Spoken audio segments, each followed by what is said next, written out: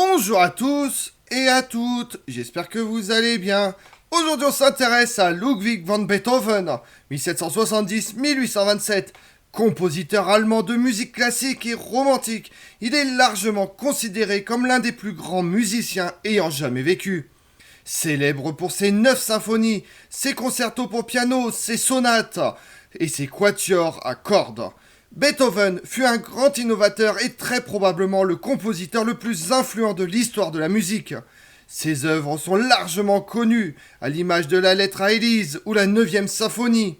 Partons ensemble découvrir le musicien à l'œuvre inachevée.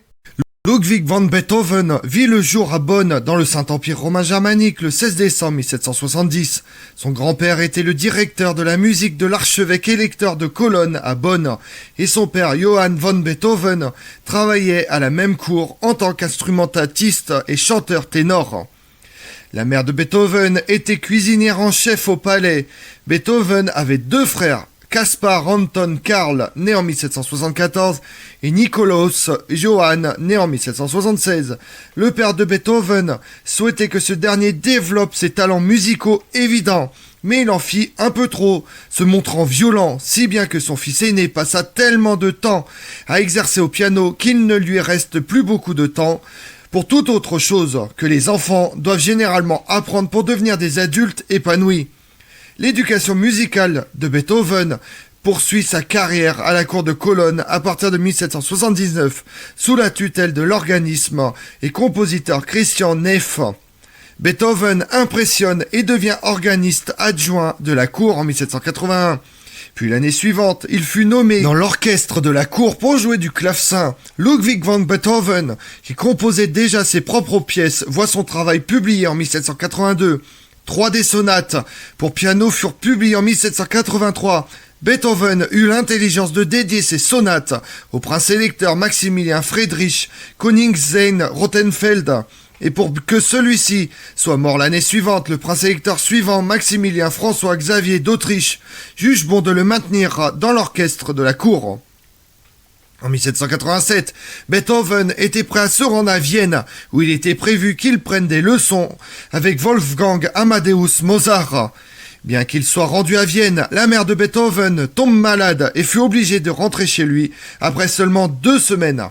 Mais sa mère meurt probablement de la tuberculose. En 1789, Johann von Beethoven s'enfonce dans l'alcoolisme et le chagrin, si bien que Beethoven fut obligé de prendre en charge les affaires de la famille, y compris le contrôle de la moitié du salaire de son père. Une deuxième occasion d'apprendre auprès d'un maître se présente en 1792, lorsque Beethoven obtient un congé pour étudier auprès de Joseph Haydn, qui se trouve également à Vienne. La musique de Mozart et de Haydn influence Beethoven au début de sa carrière de compositeur. Beethoven était trapu, basané, avec un visage laid, rouge et marqué de pustules et des manières plutôt rustres, comme le rapportent beaucoup de témoins. L'historien de la musique Schomberg dresse un portrait encore plus sombre du compositeur. Guère beau garçon, on l'appelait Der Spagnol, dès sa jeunesse à cause de son caractère rustique. Il était petit, environ 1m63, costaud et large, avec une grosse tête, une chevelure luxuriante et sauvage, des dents saillantes, un petit nez arrondi et l'habitude de cracher partout où les dits lui prenaient. Il était maladroit et tout ce qu'il touchait était susceptible d'être bouleversé ou cassé. Il était maussade et méfiant, susceptible, misanthrope, pensait que tout le monde voulait le tromper, n'avait aucune grâce sociale, enclin à des colères, s'engageait dans des transactions peu éthiques avec des éditeurs, célibataire, vivant dans un désordre indescriptible, en grande partie parce qu'aucun des domestiques ne pouvait supporter ses crises de colère. Comme son père, Beethoven avait du mal à résister à l'alcool. Outre la musique, sa grande passion était la nature. Comme l'écrit la comtesse Thérèse von Brunswick dans une lettre, il aimait être seul avec la nature, en faire sa seule confidente. Ludwig van Beethoven lui-même dit un jour « J'aime un arbre plus qu'un homme ». Il refusa même un jour de louer une maison lorsqu'il constata qu'il n'y avait pas d'arbre à proximité. Les amours de Beethoven restent obscurs. Pour n'en citer que quelques-unes, le compositeur aurait demandé en mariage la chanteuse Magdalena William dans les années 1790. La comtesse Joséphine Dame en 1805 et Thérèse Malfatti en 1810. Femme dont la lettre à Élise est dédiée. mais aucune n'aboutissent. Beethoven tombe amoureux d'une femme qu'il décrit dans une lettre de juillet 1812 comme bien-aimée immortelle. Bien que la lettre n'ait jamais été envoyée après la mort du compositeur, elle fut retrouvée dans un tiroir secret de sa caisse. La destinataire pourrait être Anthony Brintanto, la belle-sœur de son amie Bettina Brintanto, déjà mariée, ou la pianiste Dorothea von Hertha. La caractéristique commune des objets de désir de Beethoven est qu'ils étaient tous absolument inaccessibles, à moins que les dames soient prêtes à se ruiner et à perdre leur rang. En 1815, après la mort prématurée de son frère Caspar, Beethoven assume le rôle de tuteur légal de son neveu Karl. Beethoven cherche à exclure la mère de Karl de son rôle de protectrice. Il désapprouve son faible niveau d'éducation et sa mauvaise réputation, mais il dut s'engager dans une longue bataille juridique pour obtenir gain de cause. Karl ne supportait plus les sautes d'humeur de son oncle et tente de se suicider en août 1826. Parvenant seulement à s'écorcher le cuir chevelu, avec l'un des 2 coups de feu tirés, Karl survécut et quitte son oncle en s'engageant dans l'armée. Beethoven arrive à Vienne en 1792 et y vivra toute sa vie. La mort de son père en décembre 1792 convainc peut-être le compositeur qu'il n'y avait pas assez de raisons de retourner à Bonn. Beethoven se fait rapidement une réputation dans ce qui est alors la capitale musicale de l'Europe en tant qu'improvisateur hors pair, se produisant fréquemment au piano dans les demeures des aristocrates. Un journal décrit le style pianiste de Beethoven en ces termes. Il est très admiré pour la vélocité de son jeu et étonne tout le monde par la façon dont il maîtrise les plus grandes difficultés avec aisance. La carrière de Beethoven fut favorisée par le mécénat du prince Lichnowsky, qui mit même à la disposition du compositeur des pièces de son palais. Plusieurs autres nobles aident financièrement le compositeur tout au long de sa carrière. La méthode de Beethoven pour écrire de la nouvelle musique était étonnamment différente de celle de ses prédécesseurs. En ce sens, qu'il faisait un grand nombre d'ébauches et d'esquisses pour chaque œuvre. Bien que beaucoup de ces esquisses aient jeté ou perdu, un grand nombre d'entre elles ont survécu, probablement environ 10 000 pages en tout, avec presque toutes ses œuvres représentées. Beethoven était peut-être négligent dans ses habitudes personnelles, mais il était très méticuleux lorsqu'il s'agissait d'écrire sa musique. Il vérifiait toutes ses œuvres publiées et envoyait fréquemment des corrections aux éditeurs, les exhortant à s'assurer que les imprimeurs mettaient tous les points au bon endroit. Le 29 mars 1795, à Bugestatter de Vienne, Beethoven donne sa première représentation publique, choisissant de mettre en valeur un nouveau concerto pour piano qu'il avait composé. D'autres œuvres pour piano furent publiées au cours des années suivantes, Beethoven s'affirmant comme un virtuose du piano du premier plan. Il publia des œuvres de musique, de chambre pour piano, violon, violoncelle et instruments à vent, et entreprend plusieurs tournées de concerts dans des villes importantes, comme Prague, Dresde, Leipzig, Berlin, Pressburg.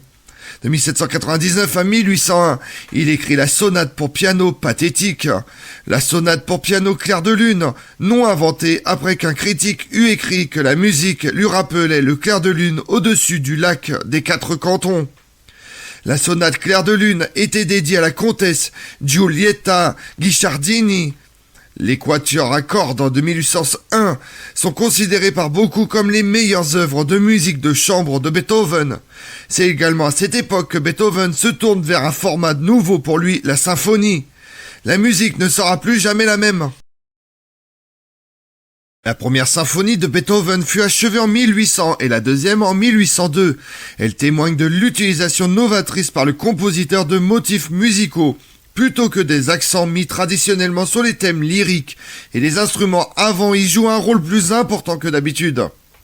Une autre innovation apparut pour la première fois dans la deuxième symphonie, consistant à remplacer le troisième mouvement munet et trio par un scherzo vif de part et d'autre d'une section médiane plutôt lente. La deuxième symphonie, dont la première eut lieu en avril 1803, était beaucoup plus grandiose que la première et était étonnamment joyeuse, compte tenu des problèmes de santé du compositeur à l'époque.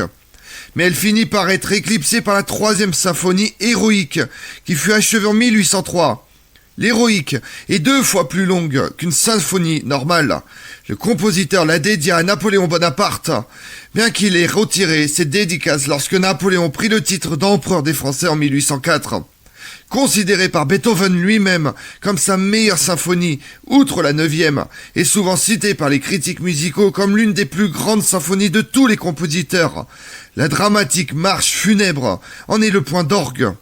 La 4e symphonie fut achevée en 1806 et contient ce que le critique musical Richard Osborne décrit comme le plus beau des adagios symphoniques de Beethoven. Les 5e et 6e symphonies furent toutes deux créées en décembre 1808.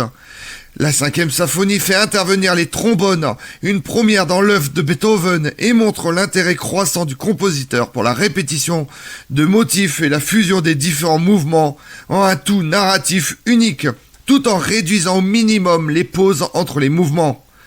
La 6e symphonie s'intitule Pastorale. Elle contient des interprétations musicales de chants d'oiseaux, d'orages et d'un festival rural. Des instruments inhabituels viennent renforcer ces effets, par exemple le cor des Alpes. Les 7e et 8e symphonies furent composées respectivement en 1811 et 1812. Le 2e mouvement de la 7e symphonie était particulièrement populaire auprès du public. Son confrère Hector Berlioz était enchanté par la 8e symphonie, une de ces créations pour lesquelles il n'y a ni modèle ni parallèle, quelque chose qui tombe tel que du ciel dans la tête de l'artiste et nous sommes transis en l'écoutant. Le public préfère la 7e symphonie, ce qui contrarie légèrement Ludwig van Beethoven qui estime que la 8e était meilleure. La 9e symphonie, intitulée Chorale, fut achevée en 1824 et présentée le 7 mai de la même année au théâtre Kantentort de Vienne. Bien que presque totalement sourd, Beethoven dirige lui-même la première. Le titre de la symphonie provient de l'utilisation innovante par Beethoven de voix dans le final. Ludwig van Beethoven était au sommet de son art et de sa gloire lorsqu'il subit un coup dur pour sa santé. Vers 1798, le compositeur se rend compte qu'il perd l'usage de son ouïe. Les médecins confirment les craintes de Beethoven en 1800, mais la cause demeure inconnue. Le compositeur perd d'abord la capacité d'entendre les notes aiguës, puis son audition se détériora au cours des années suivantes. Malgré de brèves périodes d'amélioration, Beethoven exprime le traumatisme causé par cette découverte dans une lettre connue sous le nom de Testament d'Allenstadt, du nom de la maison de campagne située à l'extérieur de Vienne, où le compositeur passait souvent du temps. Les lettres écrites en 1802 étaient adressées aux frères de Beethoven, mais jamais envoyées, et contenaient des pensées sombres, telles que « Pour moi, il ne peut y avoir de plaisir dans la société humaine, pas de conversation intelligente, pas de confidence mutuelle, je dois vivre comme un paria. » Il envisageait le suicide, mais était poussé de l'avant par sa musique. Il me semblait impossible de quitter le monde avant d'avoir accompli tout ce que j'étais destiné à faire. Beethoven commence à utiliser une trompette auriculaire, mais en 1818, il n'entendait plus du tout. Heureusement, comme de nombreux musiciens, Beethoven pouvait entendre la hauteur des notes parfaitement dans sa tête, et les vibrations, ce qui lui permettait de continuer à composer. Beethoven écrit un ballet à succès en 1801, les créateurs du Prométhée, thème réutilisé pour la 3e symphonie du compositeur. Beethoven écrit son unique opéra Fidelio en 1805, puis le révisa en 1814. Une partie de la partition de Fidelio fut recyclée à partir de sa cantate de 1790 destinée à marquer la mort de l'empereur Joseph II. Le compositeur vécut à une époque turbulente, la Révolution française 1789-1799, qui durait depuis une décennie secouait l'Europe. L'histoire de Fidelio se déroule en Espagne au XVIIIe siècle, mais l'intrigue dans laquelle un homme innocent est emprisonné, mais sauvé par sa femme, est inspirée d'une histoire se déroulant pendant la Révolution française. Malheureusement pour Beethoven, son opéra original, en 3 actes, n'eut que 2 représentations, avant d'être fermé en raison de la prise de possession de Vienne par l'armée napoléonienne. Beethoven revient à la musique instrumentale avec son concerto pour violon de 1806 et la même année ses quatuors Razumovsky, nommé d'après le comte russe Andrei Ramouvsky, ambassadeur à Vienne, à qui il dédie l'œuvre. En 1809, Beethoven achève son 5e concerto pour piano, intitulé L'Empereur, car il était dédié à son mécène, l'archiduc cardinal Rodolphe d'Autriche. Bien que financièrement à l'aise à partir du milieu de sa carrière, Beethoven adopte un comportement de plus en plus étrange au fur et à mesure qu'il vieillissait. En 1820, il était considéré comme un grand compositeur, mais comme un homme complètement excentrique, voire fou. Peu soucieux de sa tenue vestimentaire, buvant une bouteille de vin à chaque repas, communiquant avec ses amis au moyen de livres de conversation. En 1822, Beethoven compose une ouverture, la consécration de la maison, pour marquer l'ouverture du Theater in der Josefstadt à Vienne. La même année, il composa sa Missa Soleminis, qu'il fut mise en œuvre lors d'un concert avec la 9e symphonie. Beethoven décrit la Missa Soleminis comme sa meilleure œuvre. Tout comme Beethoven avait été obligé de se retirer de la société en raison de sa surdité, sa dernière œuvre se détache davantage de son public. Ses dernières sonates pour piano et ses dernières quatuors à cordes sont des œuvres introspectives, qui ne sont pas destinées à être comprises ou applaudies au sens conventionnel du terme. Il restait encore à venir la 9e symphonie en 1824, l'œuvre qui inspirera presque tous les compositeurs romantiques à venir. À la fin de sa vie, Beethoven souffrait d'une maladie du foie et sa santé en général souffrait des traitements médicaux auxquels il avait été soumis par ses médecins. Ludwig van Beethoven meurt à Vienne le 26 mars 1827. Le compositeur eut droit à des funérailles publiques. Le cortège aurait été suivi par une foule de 10 000 personnes, voire le double selon certains. Pour de nombreux critiques et mélomanes, la musique de Beethoven est le reflet de sa vie. De nombreux compositeurs ont suivi son exemple en introduisant un chœur dans une symphonie, en basant une symphonie sur un programme, en reliant les mouvements par thème, en ouvrant un concerto sans ritournelle orchestrale, en élargissant les possibilités de structure des tonalités au sein d'un mouvement ou d'une œuvre, en introduisant de nouveaux instruments dans l'orchestre symphonique.